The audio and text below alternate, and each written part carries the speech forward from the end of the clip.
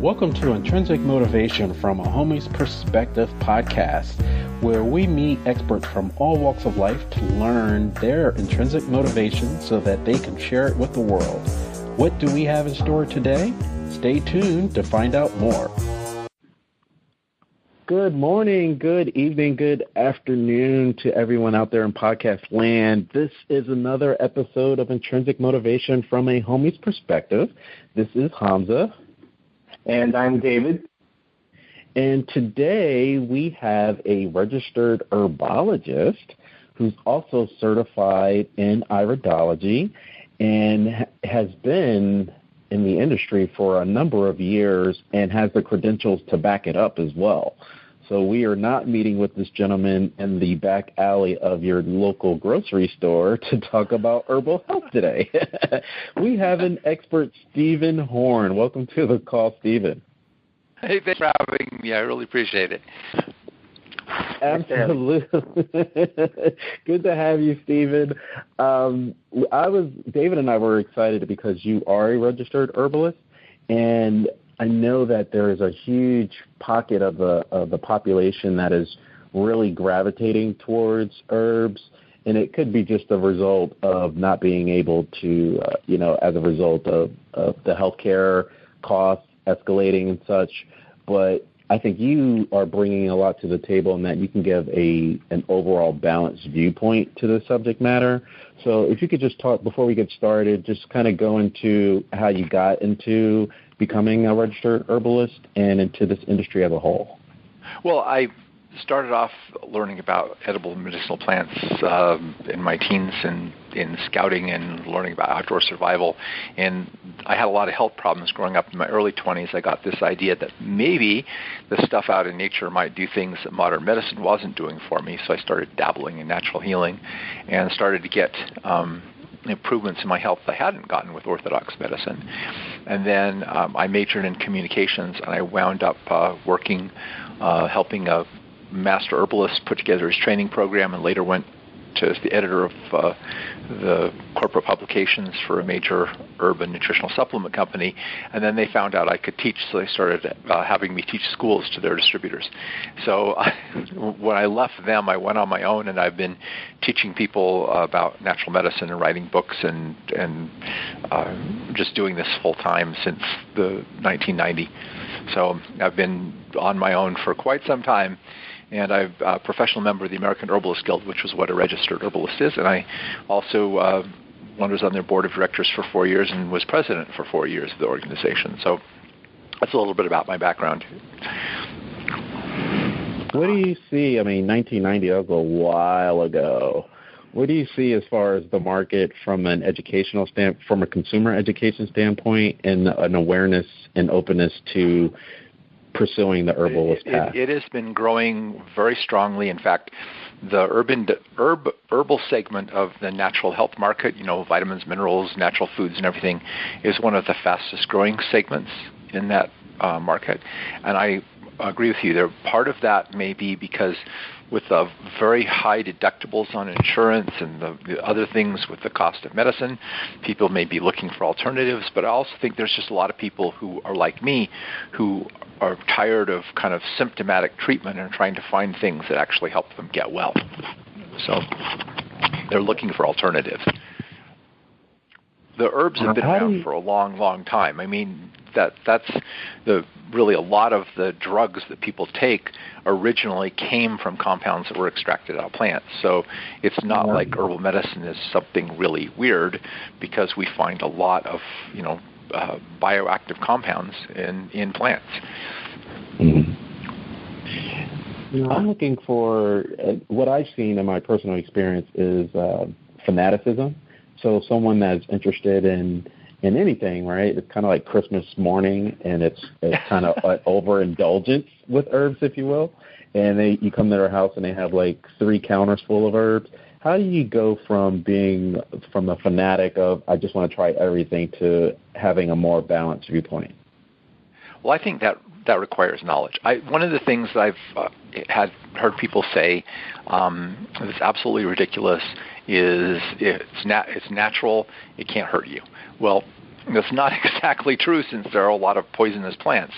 And I remember one time a mom brought in some weight loss product that contained Chinese ephedra and guarana, which is a very high source of caffeine, and some other things that she'd been giving to her 8-year-old son for a couple of years because she thought he was overweight. And he was having heart palpitations. And I said, that supplement you're giving him is causing him heart palpitations. She said, well, that can't happen because it's just natural. And I said, I'm sorry. It can, because you're giving him something that's extremely, hyper-stimulating to the heart, and he's just a kid. And so, people have – there's a poem, and I don't know the exact words, but it basically paraphrased says, drink deeply from the spring of knowledge, because shallow draughts intoxicate the brain, and drinking deeply largely sobers us up again. So you want to think about what you do from a pragmatic point of view. And it's not that herbs are all that harmful, because I know people who are taking 30 and 40 herbal supplements at a time, and which I don't think is a good idea, but they're not dying. And I've often told people, if you went to the pharmacy and picked 30 or 40 over-the-counter medications and took them all at the same time, I don't think you'd be doing as well. Right. Yeah. No, I Most of the herbs agree. that lay people have access to are pretty safe. Yeah. If someone comes to see you about an interest in herbs, right, like you just meant, you had a great example of if someone did that same thing at a pharmacy. What's your first steps that you take when someone comes to see you to identify the first steps they should take towards consuming herbs? Well, I try to teach people about the basic categories of herbs and how herbs work. And now, obviously, if it's someone coming to me as a client, I just, help figure out what they need for their particular situation. But when I'm trying to train people about herbs, I actually start by getting them acquainted with the basic actions of herbs. There's basically 12 basic categories of herbs. And in other words, 12 groups of phytochemical constituents that interact with the body in kind of major ways. And traditional herbalism is based on the idea that herbs like speed up metabolism, or warm the body, or in other words, they're heating, or cooling, meaning they cool down metabolism, reduce inflammation and heat, that they dry out tissues that are damp, that they moisten tissues that are dry, that they relax constricted tissues or tone up overly relaxed tissues. And that's really the basis of herbalism. It's not about treating diseases. And that's one of the things that people get in trouble with, is they try to import the medical model over in herbalism. And herbs do not correlate very well with the diseases they treat. They correlate better with the state that the tissues are in and the function of the different body systems. And so they are either strengthening the functions of specific body systems, or they're balancing out tissues that are out of balance in the body. And when you learn herbalism that way, it is really, really common sense and very easy to understand. It isn't just a list of, here's a bunch of herbs you use to treat a whole bunch of different diseases. When I tried that approach initially, I got kind of haphazard results. And then when I started to learn about what the actions of herbs really were, and started to learn to think in terms of the way traditional herbalism looked at herbs, I got very dependable results. That's the biggest problem, is not learning the paradigm that goes with herbalism and just trying to use herbs in a medical model. Does that make sense? Yeah. I can give you a very practical example. Years ago, I read Back to Eden by Jethro Kloss, and he talks about using an herb called white oak bark for bleeding gums, for varicose veins, for hemorrhoids, and several other things. And I remember looking at that going, what?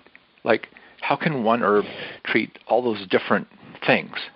And because you're thinking in terms of diseases and whatnot.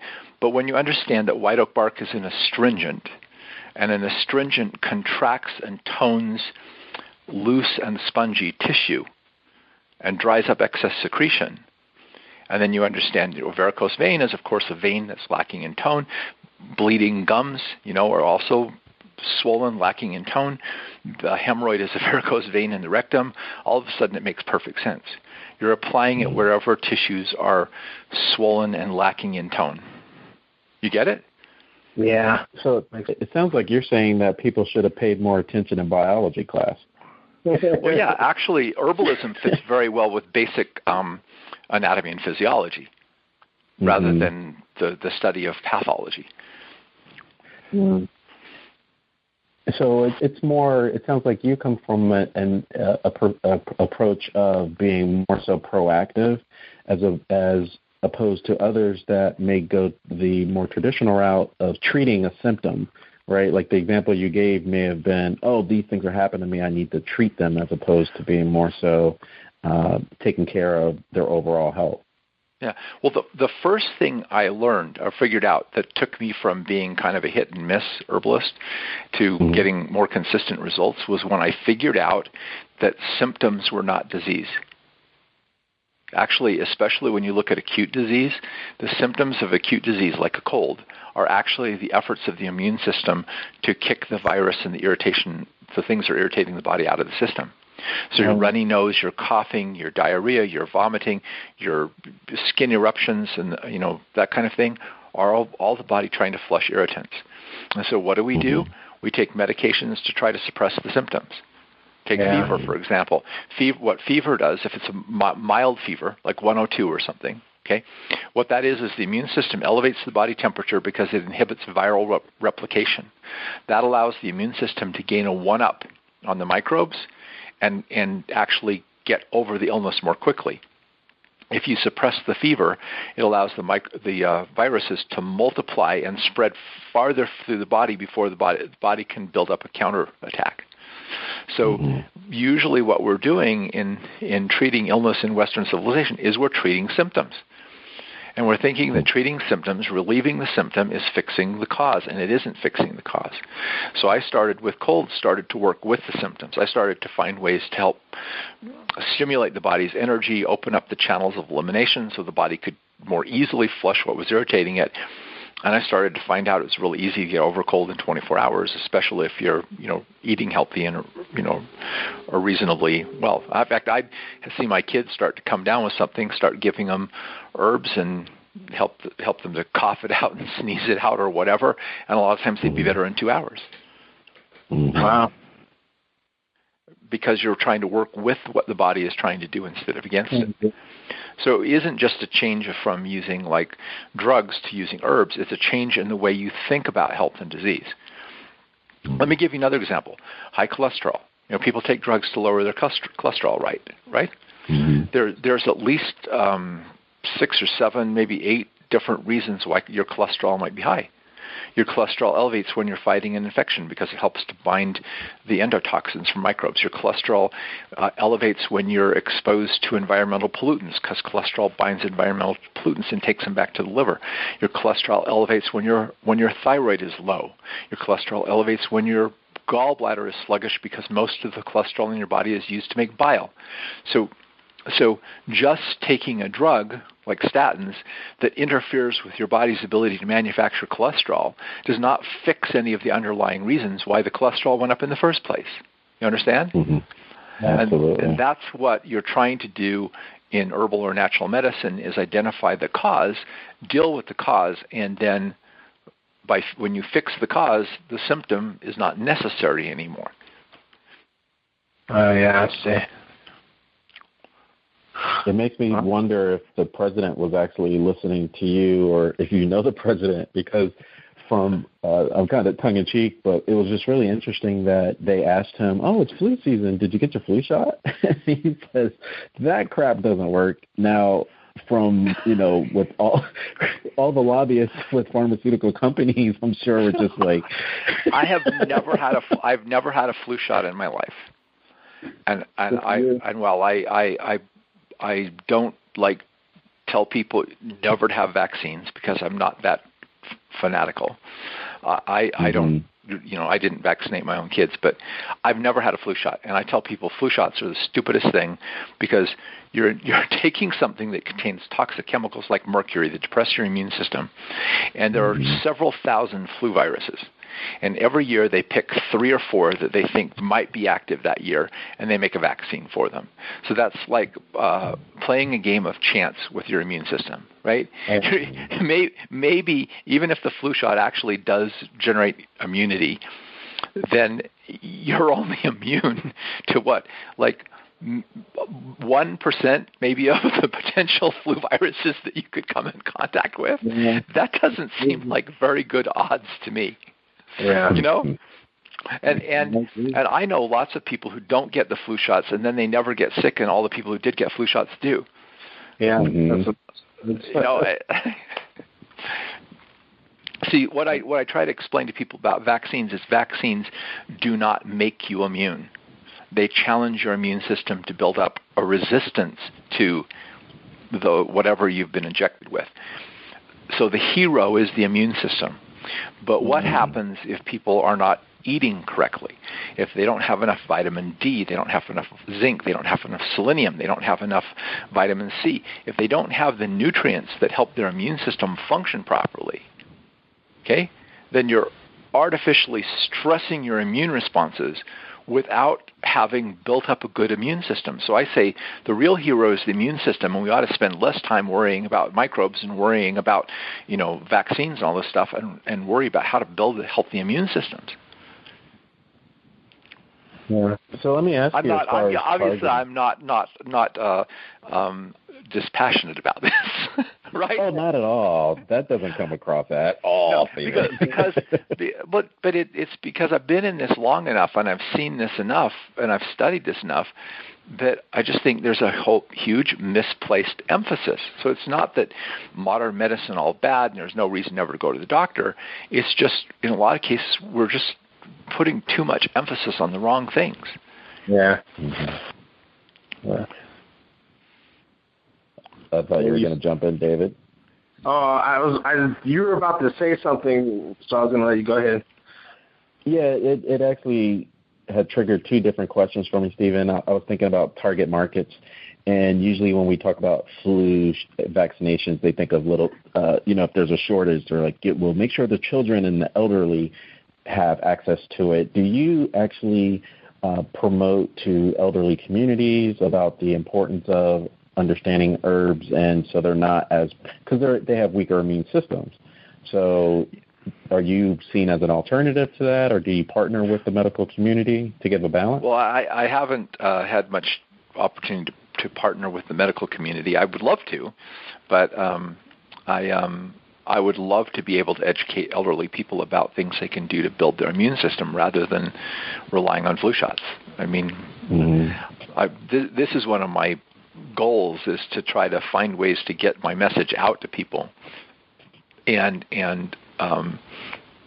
just wake them up to what they need to do, to this whole concept of what natural healing is all It's not just about memorizing a bunch of alternative remedies to different diseases. It's a whole change of paradigm, a way of thinking about health and disease. And that's what really got me going in this, is when I realized that, our paradigms were incorrect about the body. Mm-hmm. Now, you're also a certified Iridology instructor. So could you tell us a little bit about just the subject matter of Iridology and how you incorporate that with clients that you work with?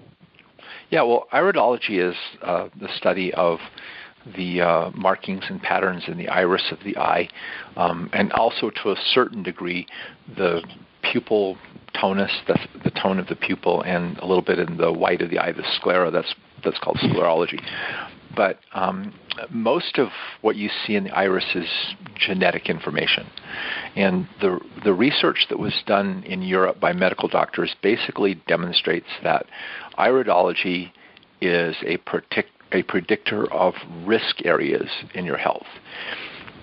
And I think there's a lot of research to be done. Iridology is still a very, very controversial subject, but I have found this to be extremely true. And it may have something to do with epigenetics, the way the genes express themselves. Because just because you have a marking in your iris doesn't necessarily mean you'll develop the health problems associated with it, although most people do. it's because you have a potentiality towards it, and if you do something to actually strengthen that part of your body, you may never get that. In other words, iridology is one of the most potentially preventative modalities I know in terms of determining where your genetic risks are, and then what you can do to balance that out to keep yourself from getting sick in the first place. Because you can see tendencies to diabetes, to heart disease, to digestive problems, to all kinds of things, as well as basic personality characteristics in the iris of the eye, that then you can help use that information to kind of guide people towards a healthier lifestyle that's going to help be more balanced for them. Now, iridology's been out for some time. Why is it still seen as controversial? Well, because originally Dr. Bernard Jensen was a chiropractor who really pushed iridology in the United States for a long time. And one of the things that he taught was that the iris actually reflected the actual tissue state in the body. In other words, the iris was actually telling you where things were and would change over time. And so most of the research that was done in the United States was based on the hypothesis that you could detect diseases from the iris. And so most of the studies done obviously came up negative because, honestly, you can't predict that from the iris. I do know of couple of studies that were done along the lines of what I'm talking about that actually turned out really positive. The founders of the International Iridology Practitioners Association that I belong to did a study with a hospital where they took people who were already sick, and they weren't given, what illnesses they had, but they're people who were already sick, and they made sure that they had good eye pictures that were really clear and easy to read. And then they told, what kinds of health problems they were prone to. And there was a very high degree of correlation between what health problems they actually had and what health problems they were prone to. And there was a study done in Russia with like 3,000 factory workers where they took and looked at factors about the strength of your constitution, how resilient you are to disease. And they rated people in a category of 1 to 5, 1 being the most resilient, 5 being the least resilient. Okay? And then they tracked them for 2 years. And the people who had the highest resiliency had almost no sick days, whatever. People had the lowest resiliency, had the most sick days, and it was a perfect correlation right across the board between how often the people got sick. So it's a predictor of kind of what your genetic inheritance is and what nature gave you to work with is what I like to say, which is why I think it's really, really useful. I've had people argue with me, well, then what good is it? It doesn't tell you what diseases you are. Well, I think it's kind of nice to know that you have tendencies towards, like my eye pattern shows I have a tendency towards blood sugar problems. And so, I was told that by an iridologist when I was way back in like my early 30s. And so I decided to really start avoiding sugar. And I tell you, when I eat sugar, I start going downhill really fast. I'm very sensitive to the stuff. So it's a really good thing that someone told me I had that tendency so I could start adopting a diet lifestyle that stayed away from it. Right? Right.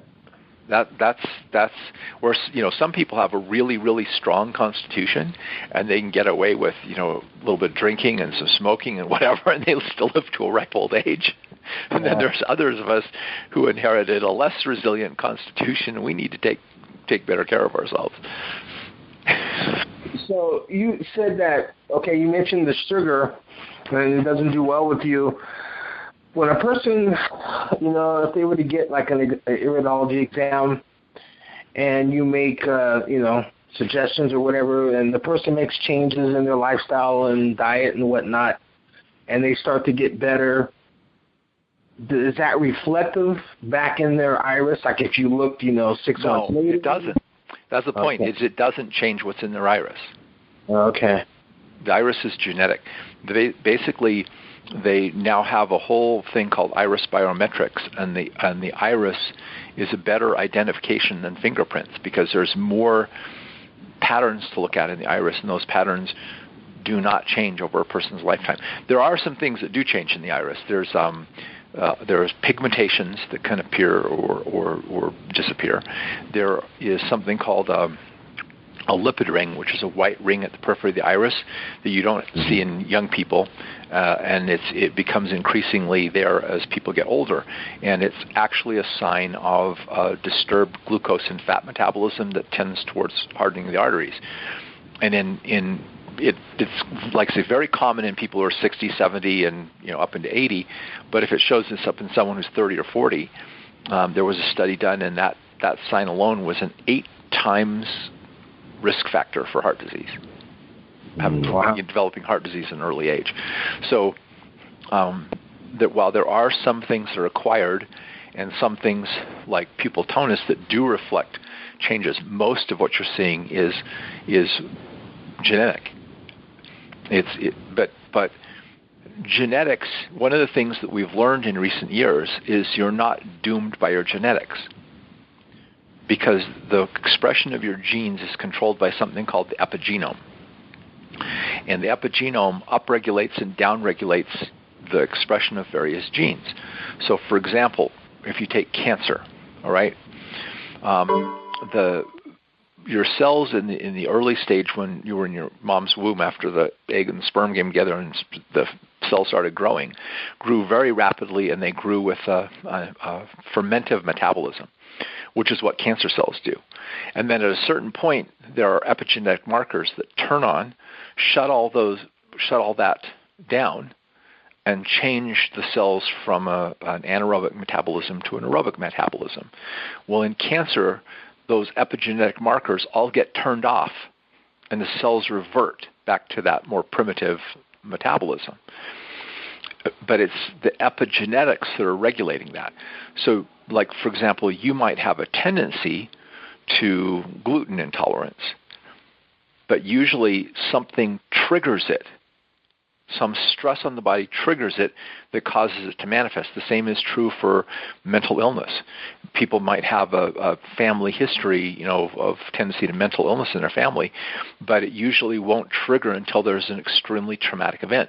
And what's happening is there are epigenetic markers that are getting altered due to the environmental influences, and you can turn those up. You can upregulate or downregulate those genetic influences with nutrition and the way you live and your mental attitudes. And so epigenetic information really helps explain, I think, what's going on with iridology. Why you can look in the eye and see a tendency towards something. But if a person adopts a healthy lifestyle, that all can be like suppressed. If they don't, they're likely to get all those health problems their eyes show they're prone to. Yeah. Isn't that fascinating? I mean, I find it really interesting to look in people's eyes. Oh, yeah, I completely agree. Once, I think it was probably about 10 years ago, I got a colonic, and the guy that gave it to me, of course, we were talking and whatnot, and I asked him how he got into all this, and he said, well, coming out of the Vietnam War, he had a lot of issues, problems, and he wasn't getting anywhere with doctors, and so he just started kind of doing his own studying, and a lot of it had to do with the eye. I was amazed. I was like, wow. He's like, yeah, I got a lot of information just studying the iris and the eye and all that, and he basically healed himself of all the stuff he had. He had cancer, he had all kinds of other stuff, issues, and it was, cleaning up his diet and just a lot of other stuff, but he did it all himself. So, but I can look in your eyes, and I can tell you tons about your personality, too, because your constitution, your genetic constitution, is both a tendency towards certain personality traits as well as health history. So basically, I can look in people's eyes and I can tell whether they tend to be a visual learner, an auditory learner, or a kinesthetic learner. I can tell whether they tend to be introverted or extroverted. I can tell whether they tend to be right or left brain dominant. I can tell things like that they are a hyperachiever and they tend to like work too hard and stress themselves out, or they tend to be too caring about other people and basically, are overly compassionate and feel like they have to rescue. All these things are easily identified in the iris, and I do this with people. They come into the office, and I sit there and I'll start telling them, your people with your eye pattern tend to be like this, and they just look at me like, what? Like I just nailed them, Yeah. And it's one way I have of helping build a bridge that people recognize that I do know what I'm talking about, because they're going like, wow. And I've looked at eye pictures of people that I've never met, and someone's brought them to me, and I'll sit there and say, well, this person is like this and this, and they go, wow, how do you know that? You don't even know them. I know them. That's exactly what they're like. Yeah, dead on. Yeah. So that's been useful too, because what you do is if you're dealing with a visual learner, you want to give them something to read. If you're dealing with an auditory learner, you can talk to them. If you're dealing with someone kinesthetic, give them something to do. And a lot of the kids who get in trouble in school being labeled as hyperactive are kinesthetic learners who tend to be hyperachievers. And so they have a hard time sitting still because they want to be moving all the time. Yeah. And so you get different personality characteristics, and then society tries to take people with these different, personality characteristics and strengths and weaknesses and shove them all into one mold. But it doesn't work. Yeah. Right? Wow. Huh.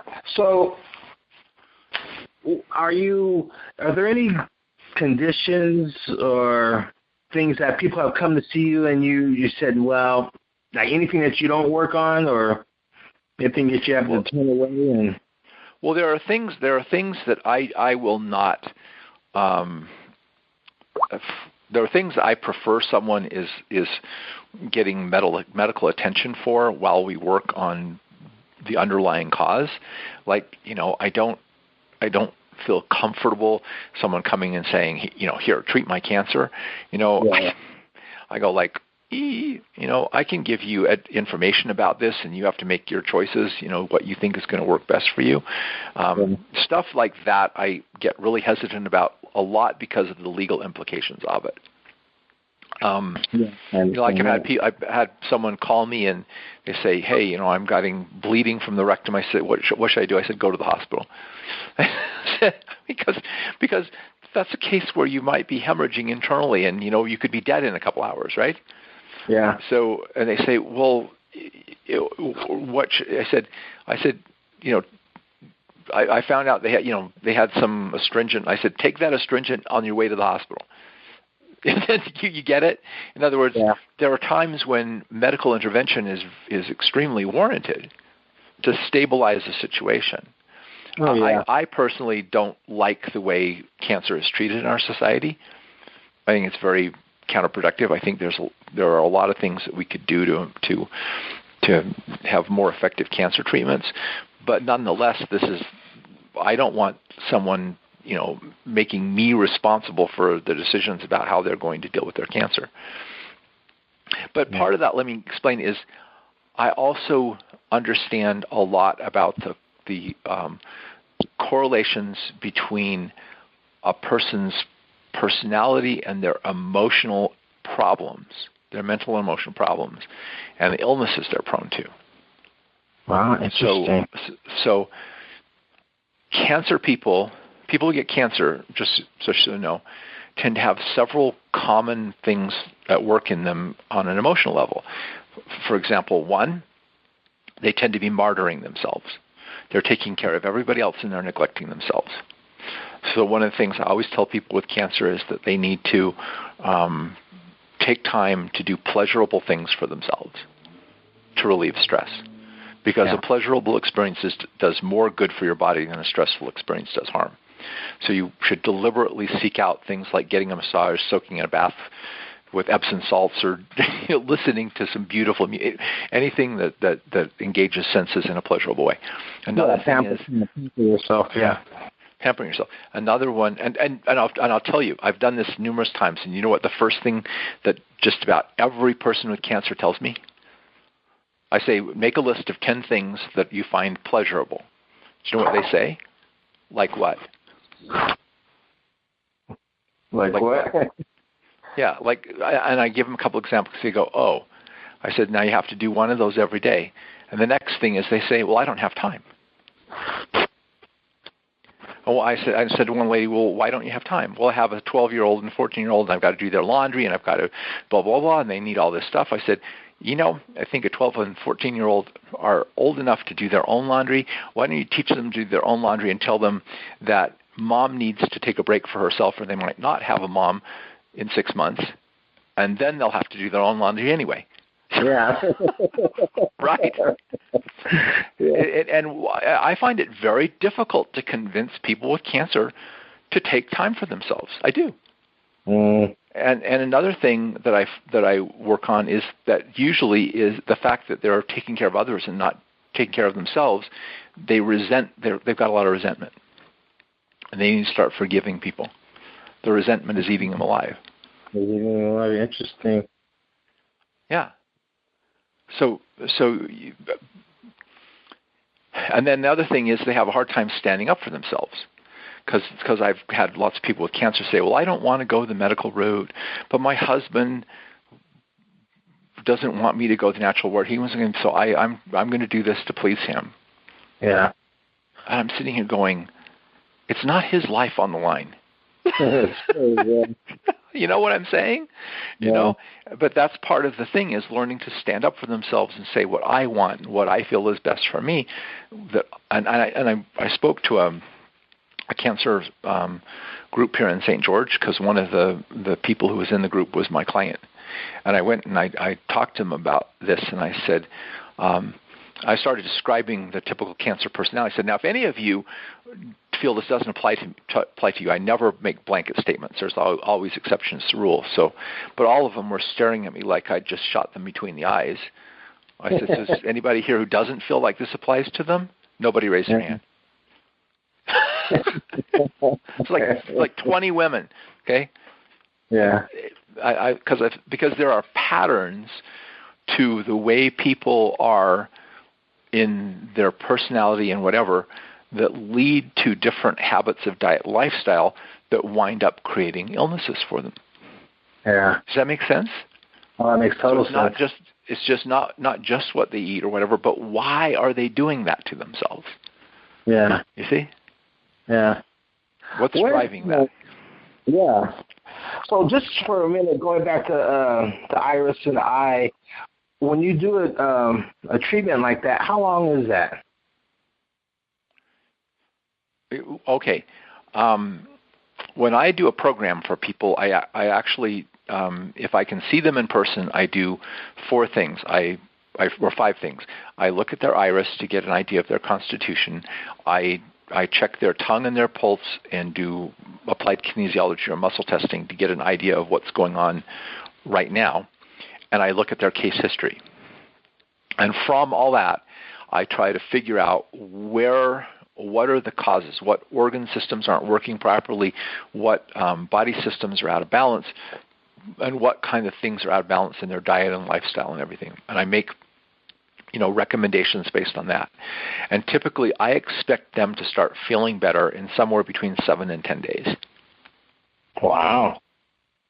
And if they don't, then I think I've done something wrong.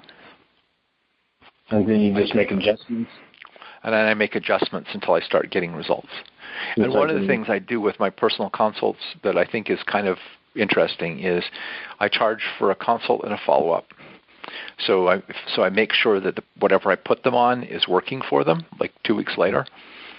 If it's not, I give them another free follow-up and another free follow-up and another free follow-up until I get it right. Yeah, right. In other words, it's one flat fee until I get it right. You get it right, yeah. Usually between 1 and 3 times, they'll tell me that they're definitely seeing improvement and things are working well. And because I figure that's what I'm getting paid for, is to get them on the right track. Yeah, exactly. And I think if all healers only got paid when they got results, a heck of a lot of medicine would go down the drain really fast. That's right. Oh my gosh, that is so true. Yeah, if only we got it right there. Oh, that's interesting. So let me ask you, being, aligned with the herbs and that kind of information, are you a vegetarian or a vegan, or do you just eat whatever you want? No, actually, I don't think vegan diets are healthy. Okay. I've met healthy vegetarians, people who eat maybe some dairy and eggs or stuff like that, but I've never seen a vegan that I would consider healthy. Okay. It's almost impossible to get certain nutrients from solely a plant diet, and what really led me in thing is when I read the information about Weston Price and what he did in the 1930s, going around the world and studying indigenous populations of people who were really, really healthy and had really good bones and really good teeth and et cetera. And he found that all these healthy indigenous populations that rarely got sick and had almost no crime and were so forth, that typically somewhere around 1/3 of their diet came from animal proteins. And the healthiest people had raw dairy products from a couple of the following: either raw dairy products from grass-fed animals, seafoods, or organ meats from land animals. Okay. And they usually a high percentage of their diet was natural fats. And he tested their diets, and they had 10 times more fat-soluble vitamins, 4 times more water-soluble vitamins, 4 times more macro minerals like calcium and magnesium than the average person he tested in Western civilization in the 1930s. Can you imagine how much worse it is now? Yeah. Wow. Okay. So what I tell people is don't eat highly processed and refined foods. Try to find, grass-fed meat and dairy products. Try to find the healthiest food you can find that's natural, that's not refined and processed. The simplest things people could do to dramatically improve their health diet-wise are to eliminate all refined sugars, all refined flours, and processed grains, and actually kind of reduce the intake of grain in general. And then also to get rid of the processed vegetable oils. No, partially hydrogenated oils or refined vegetable oils. Stick to butter and coconut oil and olive oil and fish and other natural sources. Avocados, nuts and seeds. Don't worry about eggs. Don't worry about the fat issue, because almost all really healthy people in the world ate a high percentage of their diet in fat.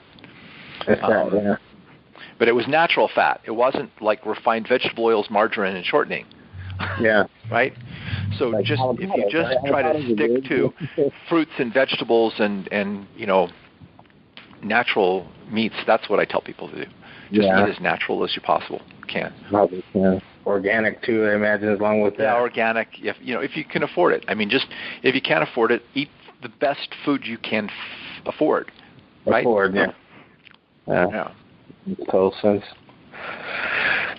Let me ask you another question.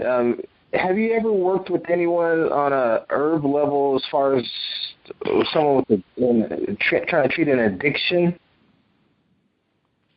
I've helped people with addictions. There are things you can do with various addictions, with nutrition and herbs, but I tend to do more of kind of the emotional healing thing with people who have addictions. And I have a belief about addiction in general. Addiction is not the pursuit of pleasure. It's trying to avoid pain. Pain, yeah. I completely agree. So what you need to do is help the person who's addicted to deal with their pain. Right? Yeah. because they're trying to run away from their pain. And what propelled me into emotional healing was when I figured out you can't run away from your pain. You have to go face it and work through it, and then you'll get over it. If you run away from it, it will haunt you for the rest of your life. Yeah. The best thing someone who's lost a loved one can do is grieve, cry, scream, whatever, and accept the fact that you've got this pain and be okay with it, and you'll get over it. Because your body has mechanisms for discharging the stress. But we tend to think that, doing that, that's so inappropriate. I can't cry, I can't scream, I can't shout, I can't go throw rocks at something, right? That's socially inappropriate. And yet those are the very kinds of things that help people heal, because they get in touch with their emotions and they work through them. And I know that's contrary to what a lot of people say, but I find that most people are so out of touch with their feelings that they don't even know how they feel. Yeah. I agree. Are you back with this? You ask them how they feel, and they tell you what they think. Yeah. Okay? And the way you know that they're telling you what they think instead of feeling is because a feeling is a bodily sensation. Yeah. So when they tell me, I'm feeling, like I've been really cheated and betrayed, and that's blah, blah, blah. Well, where do you feel that? I go, what? Where in your body do you feel that? I go, I don't know what you're talking about. If you can't identify where it is in your body that you're feeling it, it's not a feeling. It's a thought. Yeah. That makes total sense. And what I learned is that feelings, there's two basic kinds of feelings. There's the bodily sensations, and then there's the emotional feelings. Well, if you think about bodily sensations like hunger, thirst, fatigue, etc., what's the cure for them? They're telling you, I'm hungry, I need water, I need sleep, right? Yeah. Bodily sensations tell you that there's something wrong and that you need to do something about it, right? Then what does your anger, your fear, your sad, whatever, they're telling you that there's something wrong with the way you're relating to the world and you need to do something about it. Yeah, emotional body, okay. And you understand? It's the same thing.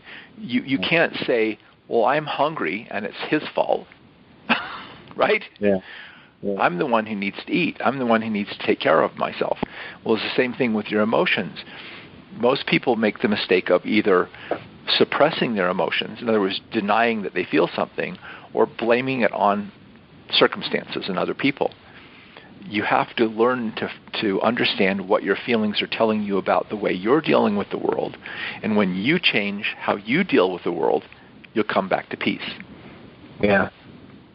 Change your relationship to it, yes. I agree. It's unfortunate because it makes me think of when people have like a major health crisis, and then like they had a brush with death, and then they didn't die. Now they have this whole new leash on life, and it seems like only at that point are they open to changing or addressing any type of emotional healing. Yeah, that's often the case. In fact, I personally believe that a lot of the traumatic things in our life, and including illnesses, are wake-up calls.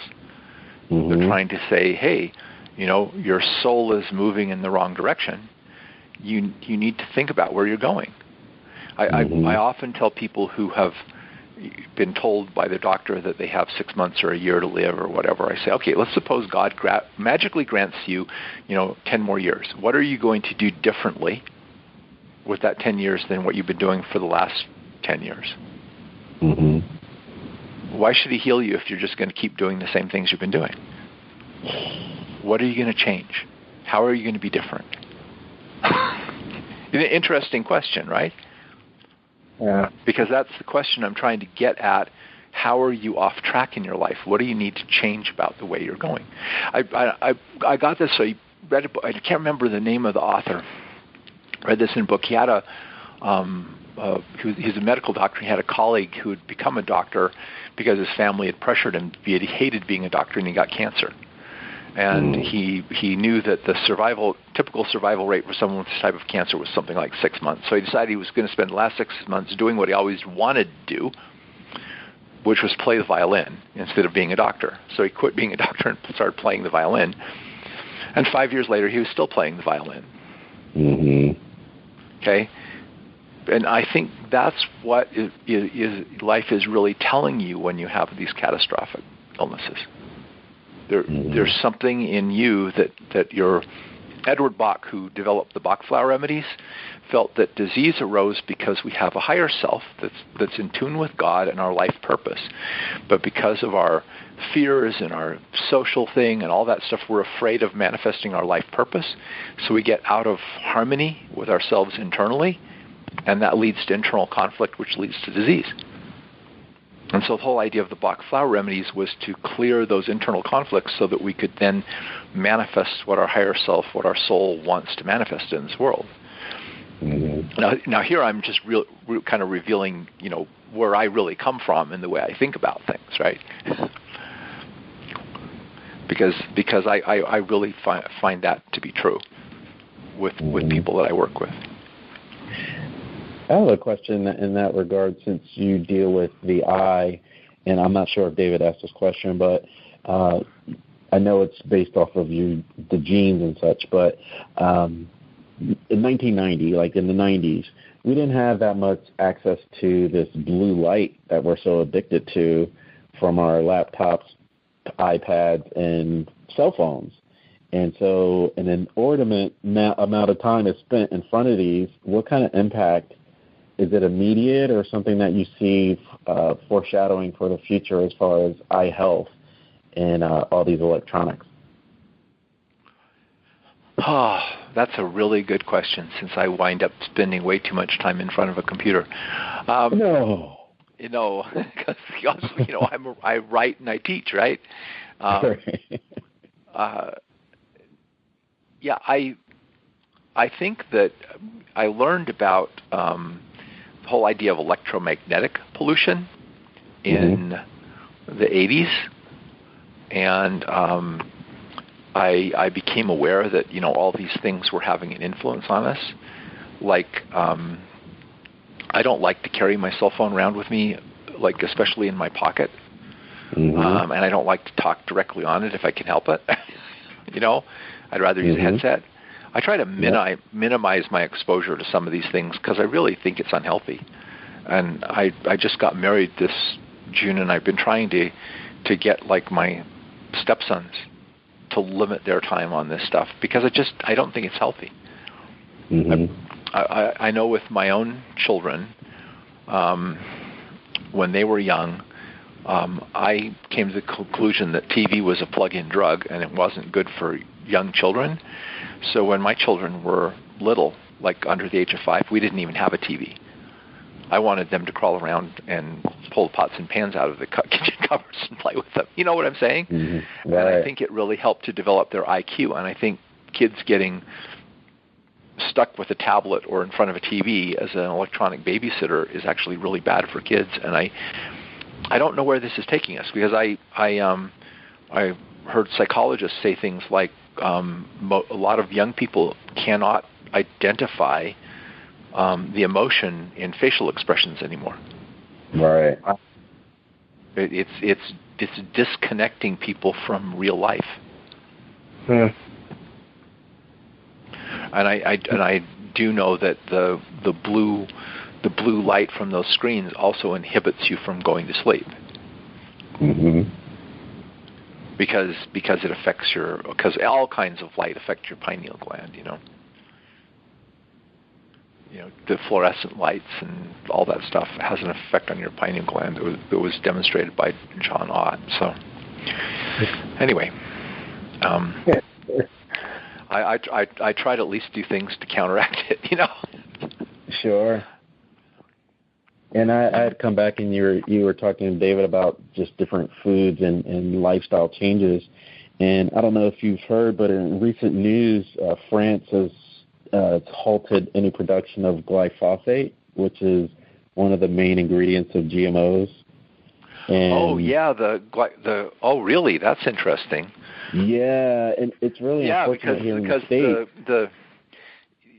The whole issue of GMOs is a big one. I've all of the studies that have been done on GMOs where they start to come up with the problems GMOs are causing get halted.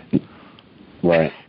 So I think genetically modified corn and these other things have wreaked havoc with people's digestive systems for two reasons. One is because the whole point of the majority of GMOs is to allow you to put more weed killer on there, and the glycophosphates, and those glycophosphates kill friendly bacteria. They kill friendly bacteria in the soil, and they kill friendly bacteria in your gut. And the other major GMO produces an insecticide in the plant itself that also kills gut bacteria. And the whole microbiome in our gut is a huge part of our immune system. And it's under assault in our society. And one of the reasons why people's immune systems are so weak, with antibiotics and all the disinfectants everybody uses and all the chemicals in the food they eat, they just don't have an healthy intestinal flora, so they have a very weak immune system.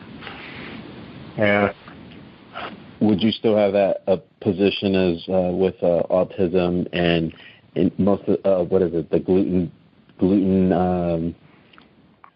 affliction that's happening in the past 5 or 10 years? The gluten thing is a byproduct of this, because when you get the imbalance in the gut microflora, one of the things they'll do is cause leaky gut, and the leaky gut causes you to absorb things like gluten that you wouldn't normally absorb, or casein from dairy products and whatnot, and then your immune system can start reacting violently to that and resulting in autoimmune disorders and a lot of other things.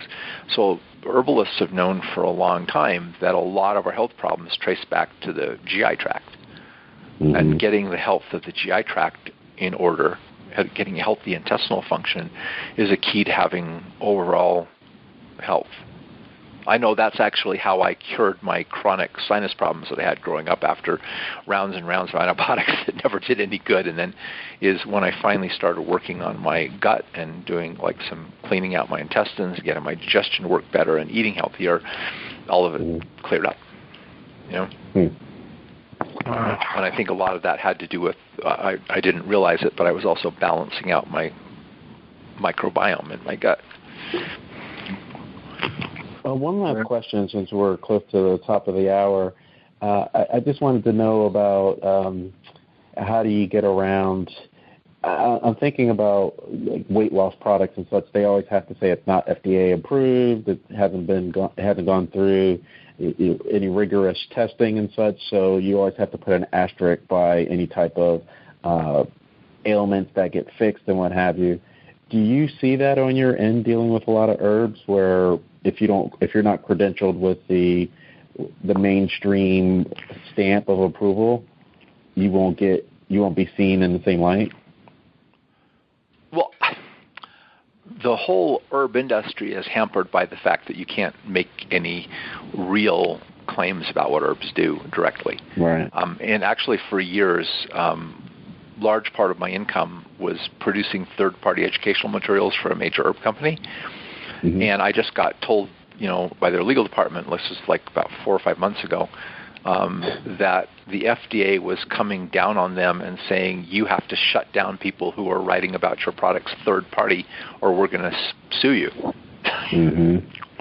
And which means they would have to turn around and sue me.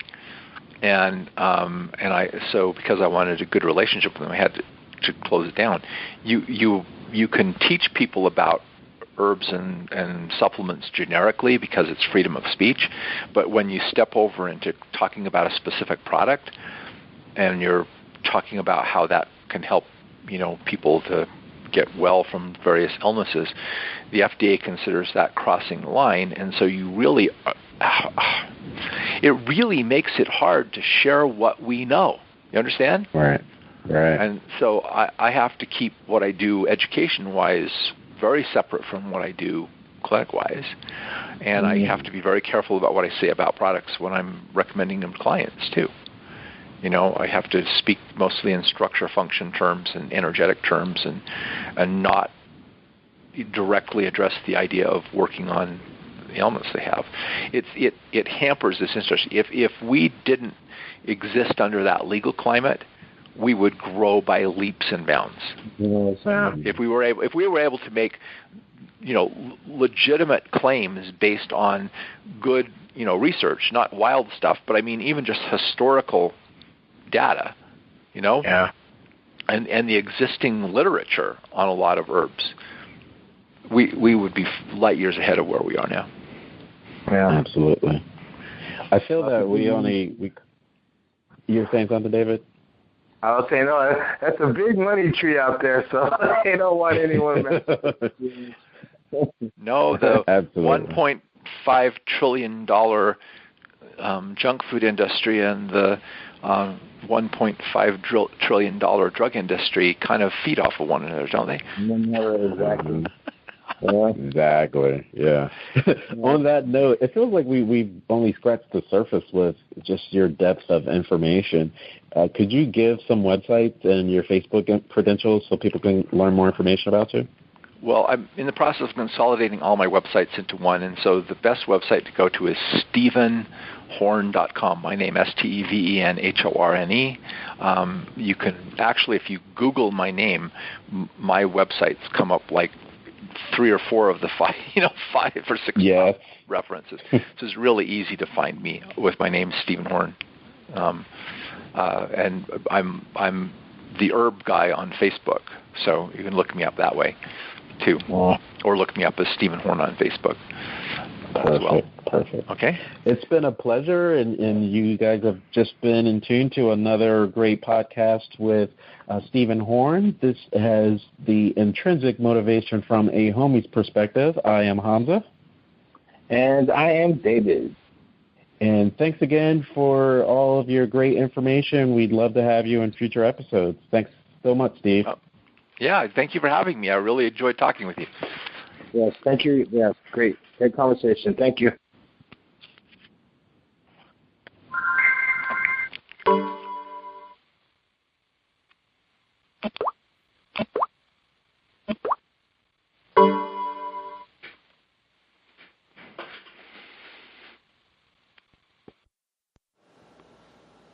Thanks again for checking out another episode of Intrinsic Motivation from a Homie's Perspective podcast.